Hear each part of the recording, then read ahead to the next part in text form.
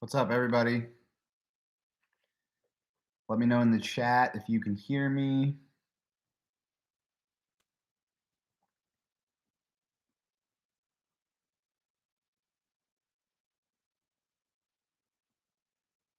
All right. So I'm going to give all you guys a little window into the glamorous life of a sports writer. Well, after I tweet this out, hold on.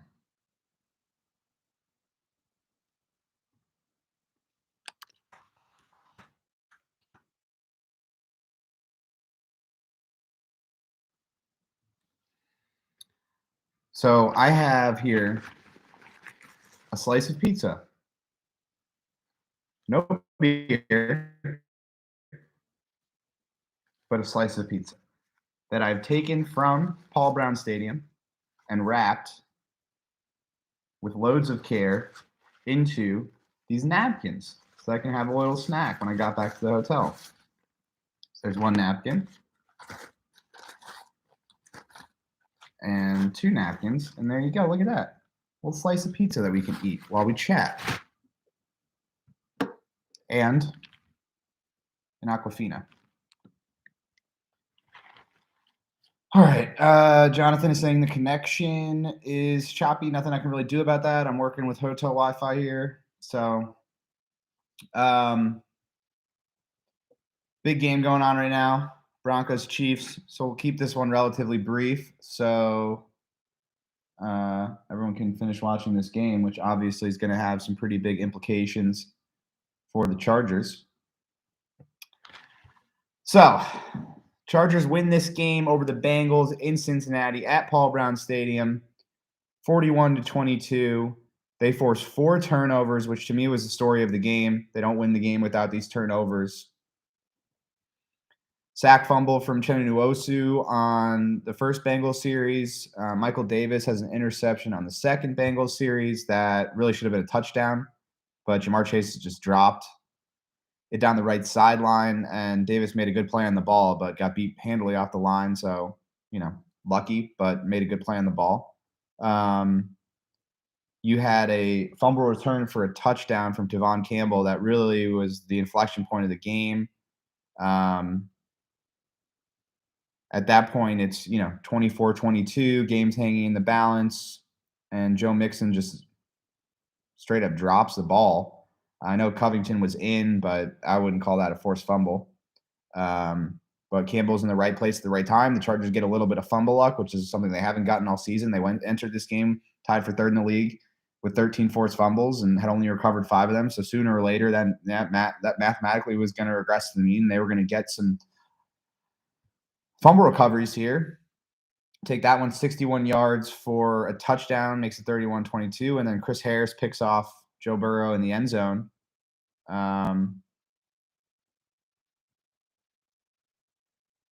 Which basically ices this game. So, I mean, the 4 turnovers were absolutely huge. I think on a bigger scale here, a broader scale, the defense did play really well. They got beaten coverage a few times. They weren't particularly good on third down. They gave up 6 of 12, including 6 of the first 9 third down conversions. But they stopped the run. Like, everyone was talking about, the Chargers' run defense is terrible. Joe Mixon is going to run all over them. I was like, they've been better since the bye week. They weren't great in that Broncos game, but for the most part, it hasn't been as much of a glaring issue since the bye week as it was those first 6 weeks of the season. So I sort of anticipated a good performance, maybe not this good. They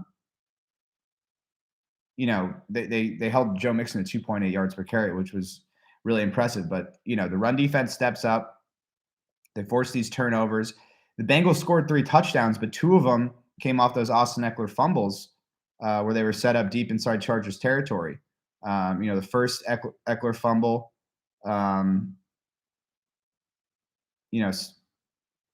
set the Bengals up at the 19 late in that first half.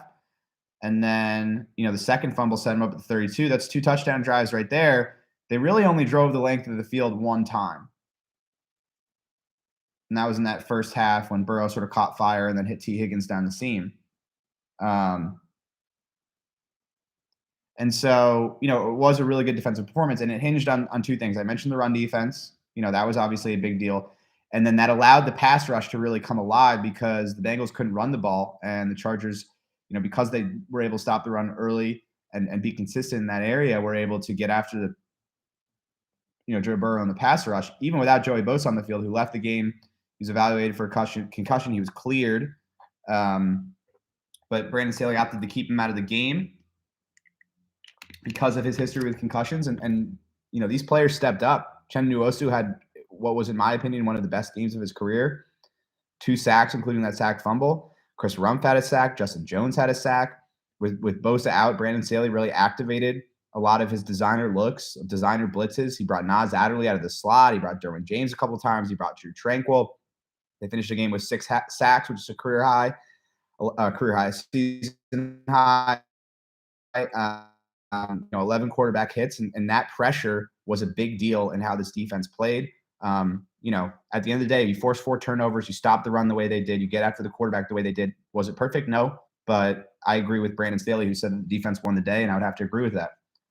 Offensively, you guys got exactly what you were asking for. Justin Herbert pushed the ball downfield in this game. You had a 47-yard completion to Mike Williams, set up a touchdown. You had a 41-yard completion to Mike Williams, set up a touchdown. You had a 44-yard completion to Jalen Guyton on a ball that traveled 60-plus yards in the air, according to Next Gen Stats. The Bengals are a better run defense than they are pass defense. They load the box. Not the 9th most 8-man boxes in the league heading into this game.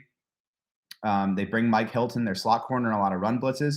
So the Chargers knew they were going to have some single coverage on the outside, and they liked that matchup, and so they leaned into that. And so this is what I've been telling you. The coverages are going to dictate a lot how defenses play. The Chargers are going to dictate a lot in terms of how they can push the ball downfield. This was a great matchup in that area. They felt like they were going to get Mike Williams in one-on-one situations. They felt like they were going to get Jalen Guyton in one-on-one situations. That materialized. They pushed the ball downfield. Justin Herbert finishes with an average depth of target of 10.74 yards, by far his highest ADOT of the year, and also the highest ADOT of any quarterback in the early slate of games. So they really pushed the ball downfield. Now that the Bengals adjusted at halftime, started playing more shells and putting a roof over the coverage, but the Chargers were still able to, create explosive plays, particularly in the passing game, on that final touchdown drive. I mean, that was a beautiful throw from Justin Herbert to Jalen Guyton on the RPO. Guyton found a soft spot in the seam, and Herbert hit him, and they almost scored a touchdown. But Justin said himself, listen, early in the game, we had these opportunities to push it because of the way the Bengals were covering. We felt like we had an advantage there against their corners, Eli Apple, and, I'm going to botch his name, but the other corner, Adizue. I don't know how to pronounce it. I'm sorry. Free agent that they signed. Jesse Bates is a really good free safety, but they felt like they had, an advantage there. So they pushed the ball downfield, and you saw how explosive this offense can be. Now, like I'm saying, the coverages and how defenses are playing them are going to dictate a lot about how they play offensively. But it's pretty clear to me that, hey, dial up these shots. You've got an advantage out there with Mike Williams against pretty much any defender. And so, was it game plan? Was it what the opposing defense was doing to them? Sure. But I think a sense of urgency here in terms of, okay, we got a guy that can shuck it downfield further and faster than any quarterback in football pretty much. Let's lean into that. And you saw that come to fruition today. The third thing I would bring up is this is 2 games now in a short period of time over a 3-week span where they've had a lead, sizable lead, right? 24-0 today. They're up 27-10 against the Steelers, and they let their opponent get back into the game. That Steelers game was a series of blunders. You had the block punt, you had an interception off the helmet, you had a turnover on downs, and the Steelers are able to come back into that game and take the lead. It takes a tremendous play from Justin Herbert to Mike Williams to win that game. This game, they're up 24-0, and they should blow this team out. I mean, you're up 24-0. You need to put the nail in the coffin. They didn't do that. Now, a lot of that falls on Austin Eckler fumbling. But, is it a massive concern? I wouldn't go that far. I think it says something about this team that they're able to, overcome those surges and put the game away in the fourth quarter like they did against the Steelers and like they did today. But when you play that game and you allow teams to claw their way back in, you're one bad bounce, one bad call, one unlucky situation away from the game slipping away. And at this point in the season, you can't let games slip away. So, better to learn these lessons after wins as opposed to losses, obviously. And Brandon Staley said after the game, listen, I'm not good with it. Like, I'd much prefer us to blow teams out. Um, he points to, listen, we closed these games out in the fourth quarter, and absolutely, that's a feather in your cap. But, I'd like to see this team put a game away when they have a lead like that, because it could come back to bite them down the stretch. Special teams played really great. I thought Andre Roberts had an outstanding game. Obviously, the 48-yard kickoff return to open the game. He had a 15-yard punt return that turned into a 30-yard punt return after the unsportsmanlike for the guy running out of bounds and not getting back into play fast enough. Dustin Hopkins missed the extra point, but he made 2 field goals. I thought Ty was fine punting the ball. He had that one touchback, where he should have pinned him deep.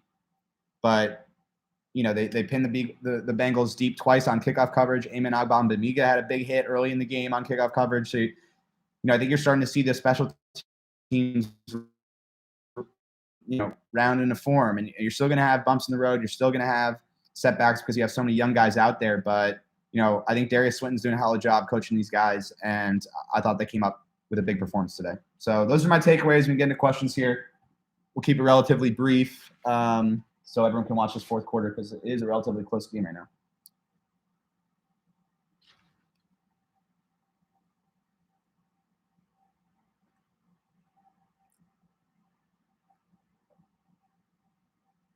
What's going on with Kenneth Murray? His ankle is banged up. So, I think Drew Tranquil and Kaiser White, I don't know what I was thinking with the pizza.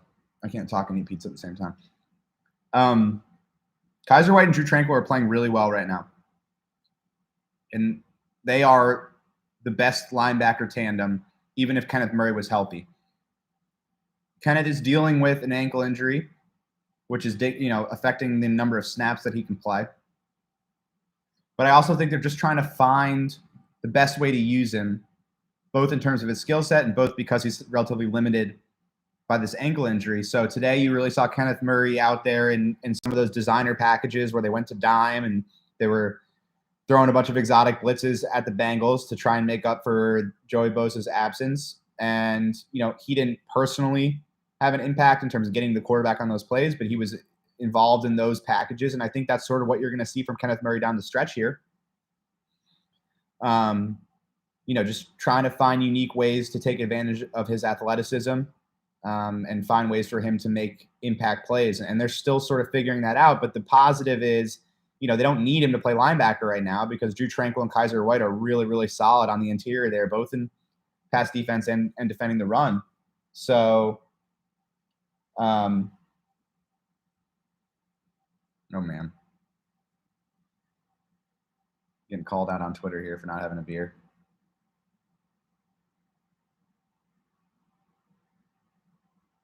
I'm sorry, Jason, if you're watching. So yeah, it's not a situation where they're desperate for a linebacker, so they can really be creative with how they use Kenneth Murray, and then also keep in mind that he's dealing with this ankle injury, and playing him, 30 plus snaps is probably not great for his health either.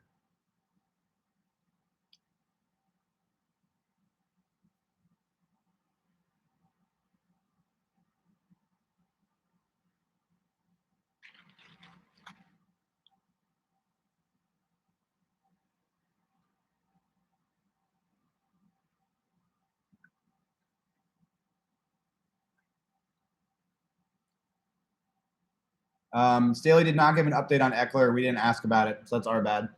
I'll ask tomorrow.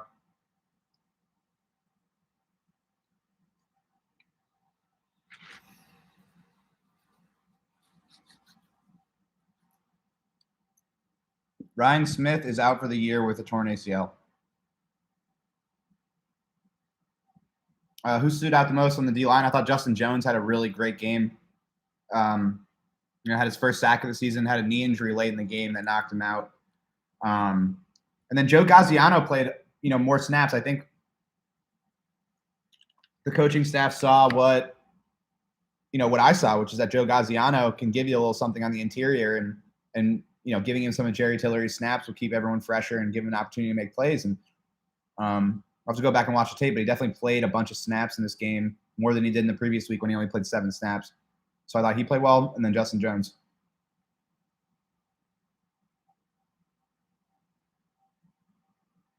So not going for 2, up 15 late in the game.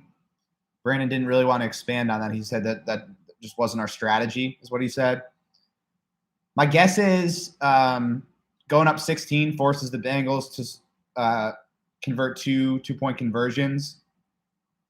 If you go for 2 and miss it, you're up 15. That's only 1 2-point conversion. The success rate on 2-point conversions is about 50%. So forcing a team to go for 2 twice gives you a decent chance to win. That's me speculating because Brandon didn't really want to expand.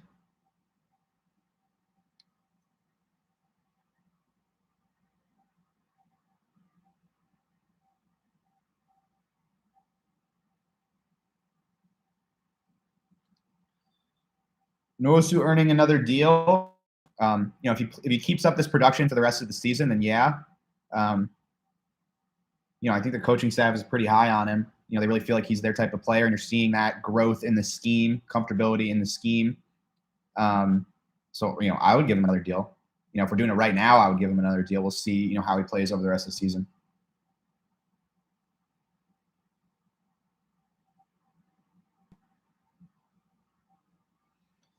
10-7, squeeze the Chargers into the playoffs. I feel like it's going to be, you got to get to 10 wins and have some help. Now, the Chargers are in a pretty good spot in that department because of their wins over the Steelers, over the Browns, over the Bengals. So they're in a decent position. If they're tied with a division opponent, then it's head-to-head matchups first, and then division record. So, I think you're going to have to get to 10 wins and have some help. The Chargers, you got Houston and the Giants, so that gets you to 9. And then you got 3 division games left. So feel like 10's certainly very much on the table. If they get to 10 with 2 losses in the division, that would be 3-3 in the division. So we'll see. How impressive was Rumph? He was really good in the game. He was really, really good. He plays with a ton of energy, and you just feel that when he's on the field. 3 quarterback hits. He had a sack. He was a really productive player in college, son of a coach, technically sound, and he really brings that energy. Like I said, the issue with Rumph is that he's a little undersized and needs to beef up, needs to get stronger and put on more weight. But they might have found a diamond there in Rumph in the 5th round. Definitely had a great game today.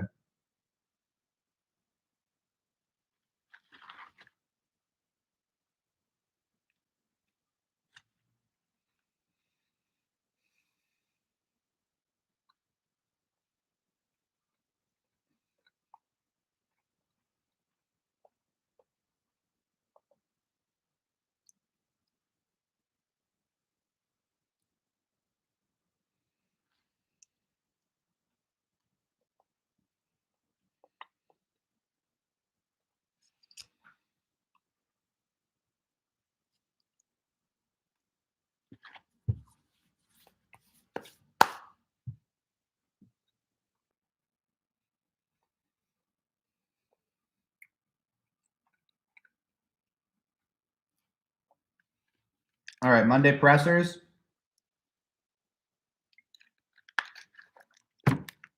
Someone asked about Monday pressers. Monday pressers will not be streamed for you guys. Not my decision. Go tweet at Chargers.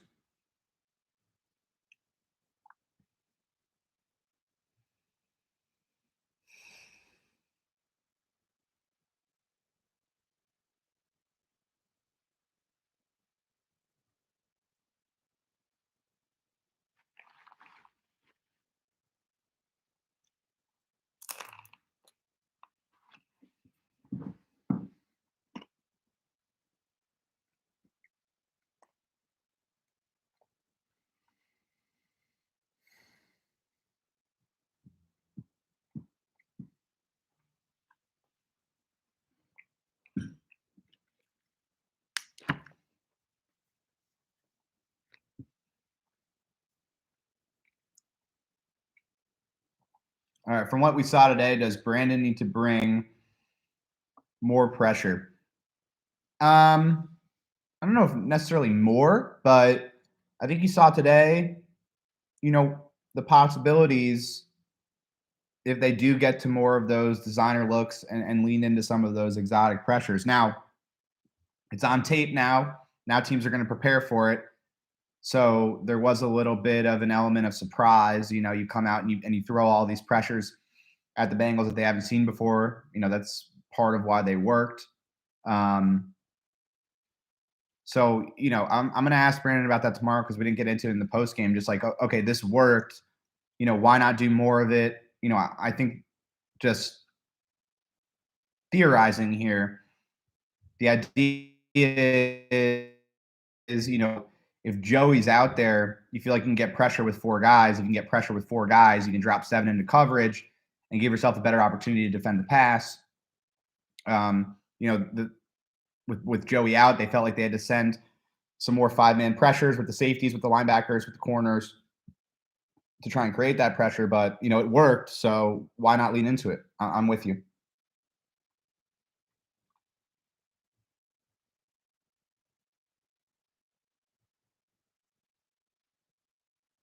Yeah, this is someone says ASMR with the pizza crust bite. Yeah, this is an ASMR stream now.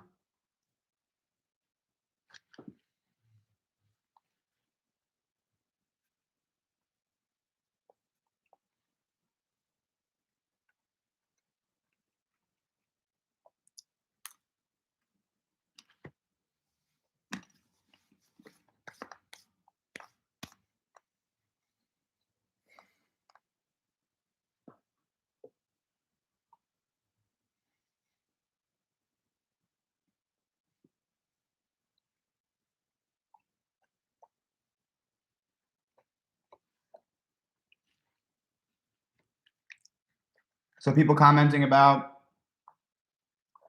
I guess there was a clip that when Staley was pretty upset. That was on the 2-point conversion attempt where Steven Anderson got called for a false start and they had to eventually kick the extra point because they got a 5-yard penalty there. Staley said that's something they've talked to the league about, how quickly they pump the play clock on a 2-point conversion because you score the touchdown, there's a celebration, there's a bunch of hoopla, and then how fast do they restart that play clock? And it seemed like in that situation, they pumped it quickly, and the Chargers were trying to get their offensive personnel out there, didn't have time. They get a false start penalty. And, based on what Brandon said, it seemed like they've talked to the league about this to try and find some middle ground in terms of how fast they're going to pump it before that play clock starts for either the extra point or the 2-point conversion. I think he was upset about that.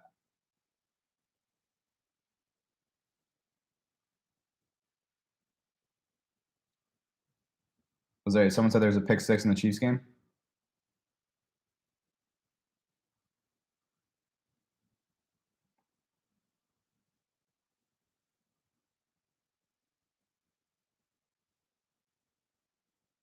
Yeah, the rest delaying the game, they were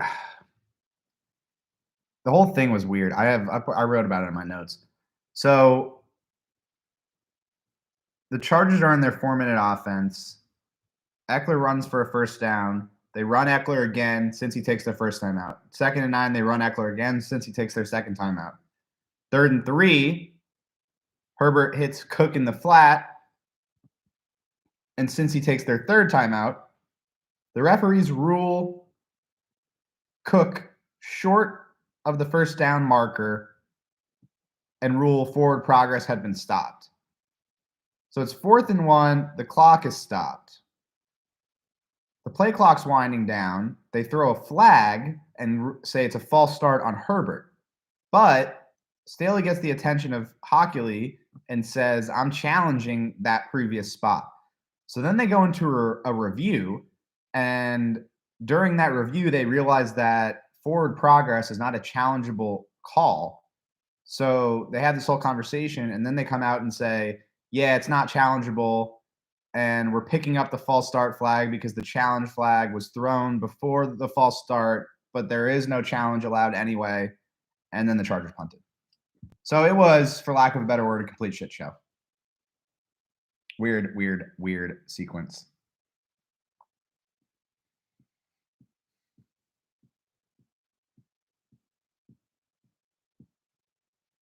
Yeah, I'm with you. How was forward progress stopped if he leaped forwards and wasn't being pushed backwards? I'm not exactly sure. It was a bizarre call. What do I think about the performance of the Chargers cornerbacks this year? Asante Samuel Jr. has been the best cornerback. He's out now. Tavon Campbell has struggled, played a better game today. Michael Davis had up and down moments today. Like I said, his interception, he got burned really badly. So I don't think he's lived up to his contract. To me, it's still a major need. I could easily see them taking a corner in the first round. When will Asante be back? Unclear.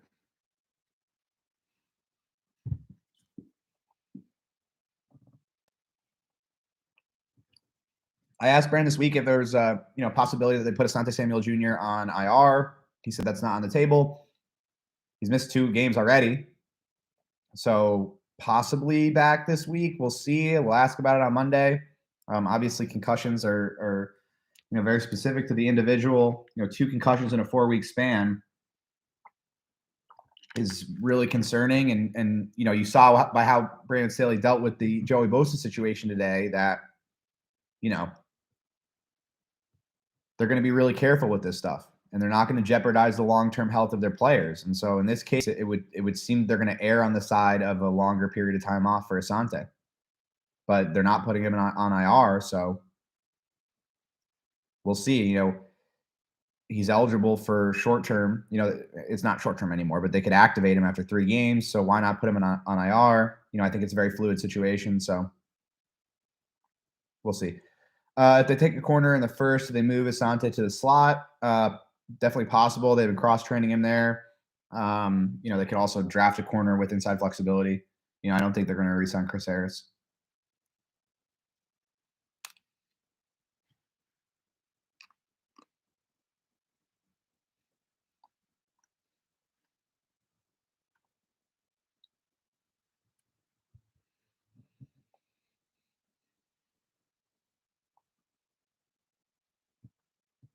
I'm eating pizza, for people asking that joined late. I'm eating pizza instead of having a beer because I, again, forgot to get beer before the game. One day I will learn. One day. Today is not that day. And so I'm eating a really cruddy piece of pepperoni pizza.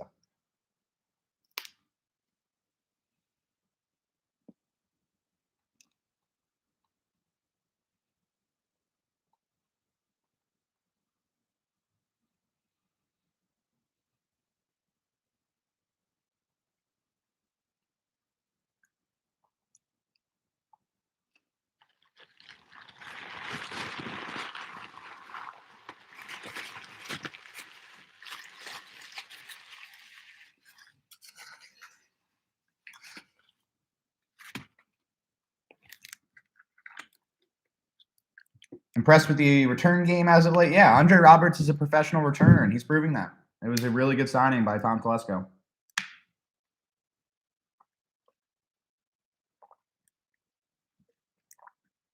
Is Derwin James the best safety in the league? Yes, he is. He's going to be an All-Pro this year.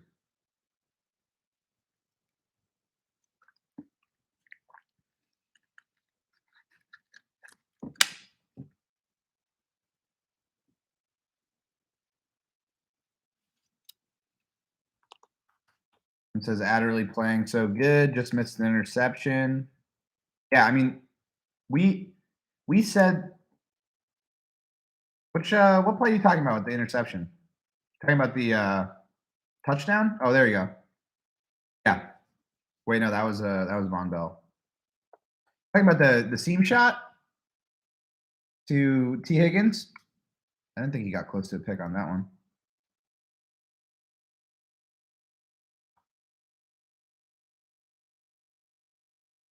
Yeah, Nas is playing really well. I mean, I said before the season, I think I did my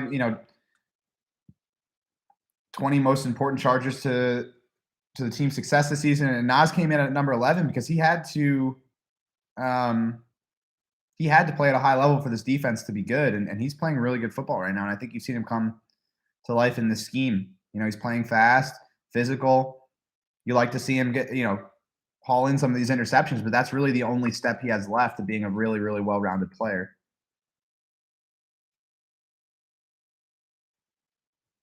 Tip ball over the middle.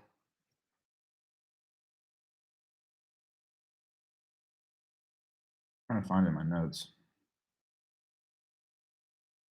Oh, yeah, yeah, yeah, yeah. Okay, yeah, yeah, yeah. Early fourth quarter, 2nd and 10. Um, 87, who I believe is Uzoma, dropped that ball, and then Nas almost picked it off. Yep. Yep, yep, yep. Got that.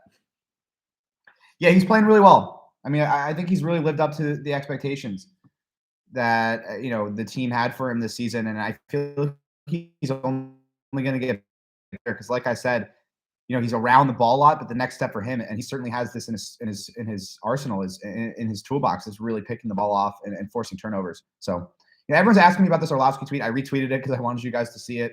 I don't really have any comments on it. I respect Dan as an analyst. I thought Joe Burrow played a really good game. Otherwise, no comments. So please stop asking.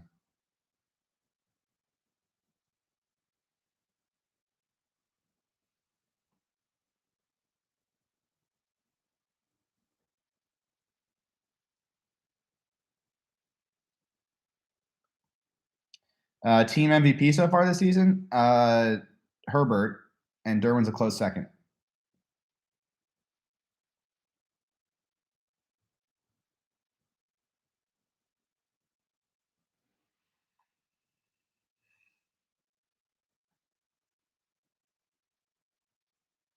Broncos are in the red zone here. Down 19 with 6 minutes left. It's pretty much over.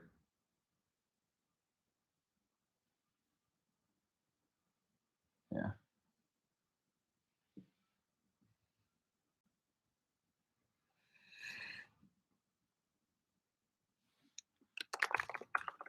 All right.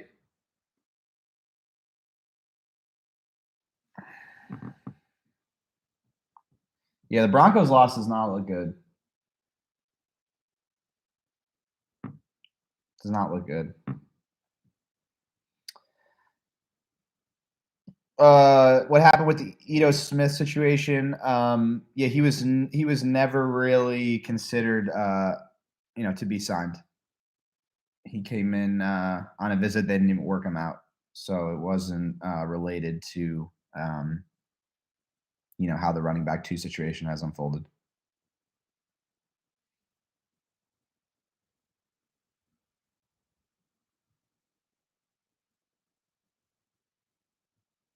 Yep, good point. Matt Filer, not Matt Filer is a difference maker at left guard, 100%. Mike Williams coming back in 2022. I really feel at this point that they're just going to franchise tag him. They have the space to do it, and it gives them flexibility to make a decision on him down the road. Typically, when Tom Telesco has been in these situations, think about Hunter Henry, for example. You just franchise tag him and give yourself a year to figure it out. You try and operate with as much flexibility as possible when it comes to the cap, and a 1-year deal, even if it's a little bit pricey, gives you that flexibility to make a decision and sort of, kick that can down the road.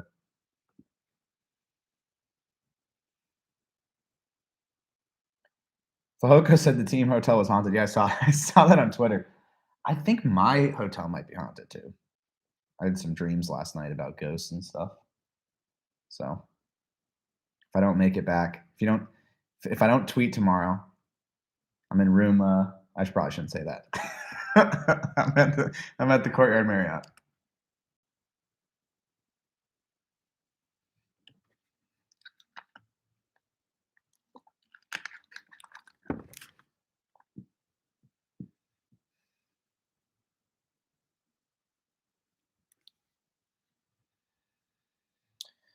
Was good pass pro the reason for the long shots today? I think good pass pro was part of it, and then like I talked about at the top, you can go watch the replay of it. I talked a lot about how they were able to access the deep part of the field today, but the short answer is that the Bengals were loading the box and giving the Chargers one-on-one on the outside, and they felt like they had an advantage there with Mike Williams. Why do you stay so late at the stadium? Because I write. Anyone that subscribes to The Athletic knows why I stay so long at the stadium. Because I put together 3,000 words worth of takeaways from the game. Kyle says his girlfriend likes my flannel. Thank you, Kyle's girlfriend. Much appreciated. It's from Barber.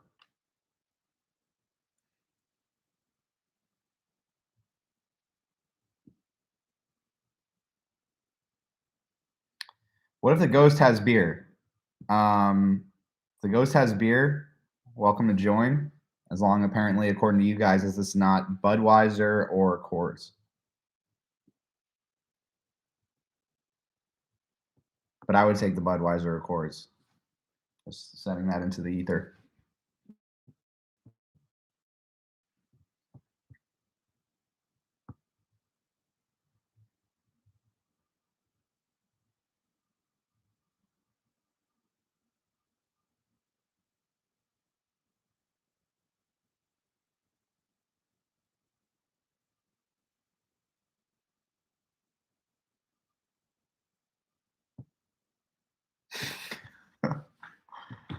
Oh, man.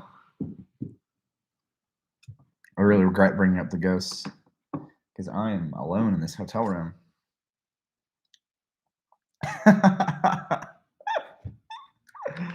Oh, boy. All right. I think we're going to wrap it up there. I got a 6 a.m. flight tomorrow. Favorite food spot at an away game this year? Me, Gil, and Fernando went to Q39 in Kansas City. It was fire. Best barbecue I ever had. So if you're in KC, hit it up.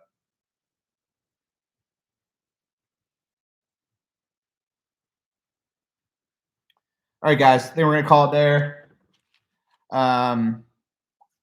Stay plugged in on Twitter. I'll be tweeting out my takeaways now. Final thoughts coming Tuesday. Do a film review. At this point, I'm thinking I'm going to look into the deep field passing attack and just do a sort of film breakdown of how that opened up in this game versus previous games. And then, as always, mailbag on Friday. I will, send a tweet out Wednesday, usually Wednesday morning, to get the mailbag questions. And Josh, as always, asking for a live chat. Yeah, I'll try and do a live chat Wednesday at 11:30. The only thing is that Chuck saying, "Who is that behind you?" These jokes about something being behind me, not cool. Not cool. All right. The only thing, Josh, about the live chats is I do the live chat, and then the questions for the mailbag aren't as good. So it's tough because I love doing the live chat, but then I can't get great questions for the mailbag. So it's a give and take there. But I will be doing a live chat soon. Maybe this week, maybe next week. We'll see. All right. Take care, guys. Wish me luck. Hopefully I don't get murdered by ghosts. Peace out.